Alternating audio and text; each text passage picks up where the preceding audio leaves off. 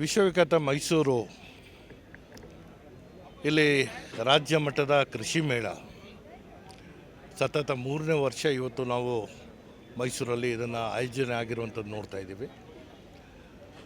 ವಿಜಯವಾಣಿಯ ಪ್ರಸ್ತುತ ಇದೇನು ಕೃಷಿ ಮೇಳ ಇದೆ ಅತ್ಯಂತ ವ್ಯವಸ್ಥಿತವಾಗಿ ಹೊಸ ತಂತ್ರಜ್ಞಾನ, ಹೊಸ ಆವಿಷ್ಕಾರಗಳು, ರೈತರಿಗೆ ಮಾಹಿತಿ ಜೊತೆಗೆ ಮಾರುಕಟ್ಟೆಯ ವ್ಯವಸ್ಥೆಯು ಕೂಡ ಕಲ್ಪಿಸುವಂಥದ್ದಕ್ಕೆ ಒಂದು ಸಹಕಾರಿಯಾಗುವಂತಹ ಒಂದು ಕೃಷಿ ಮೇಳ. ಮೂಲತಃ ನಾನು ಕೃಷಿಕ ಅಲ್ಲ, ಹಾಗಿದ್ದರೂ ಕೂಡ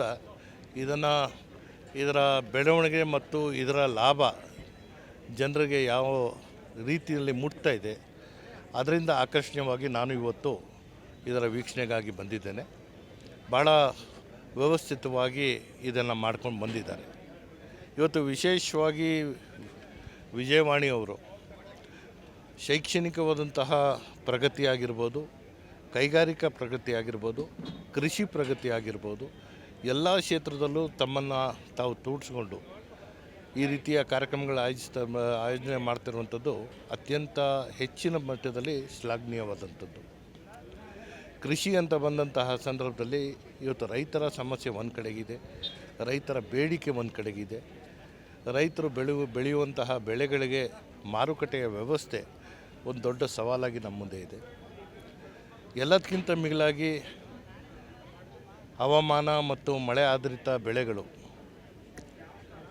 ಒಂದು ಸತಿ ಮಳೆ ಕೈ ಕೊಟ್ಟಂತಹ ಸಂದರ್ಭದಲ್ಲಿ ಅಥವಾ ನಮ್ಮ ಬೇಡಿಕೆಗಿಂತ ಹೆಚ್ಚಿನ ಪ್ರಮಾಣದಲ್ಲಿ ಮಳೆ ಆದಾಗ ಆಗುವಂಥ ನಷ್ಟಗಳು ಅದನ್ನು ತಡೆಗಟ್ಟಲು ನಮಗೆ ಯಾರಿಗೂ ಸಾಧ್ಯ ಆಗ್ತಾಯಿಲ್ಲ.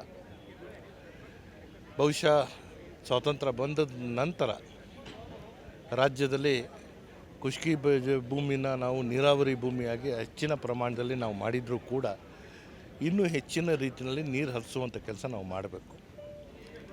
ಒಟ್ಟಾರೆ ರೈತರಿಗೆ ಅವರು ಬೆಳೆಯುವಂತಹ ಬೆಳೆಗಳಿಗೆ ಕನಿಷ್ಠ ಬೆಂಬಲ ಬೆಲೆ ಮಾಡುವಂಥ ಒಂದು ಪದ್ಧತಿಗೆ ನಾವೆಲ್ಲರೂ ಮುಂದಾದರೆ ಮಾತ್ರ ರೈತರು ಮತ್ತು ಸರ್ಕಾರ ಸಾರ್ವಜನಿಕವಾಗಿ ಜನರ ಬದುಕನ್ನು ಕಟ್ಟುವಂಥದ್ದಕ್ಕೆ ಅವಕಾಶ ಮಾಡಿಕೊಡುವಂಥದ್ದಕ್ಕೆ ಸಾಧ್ಯ.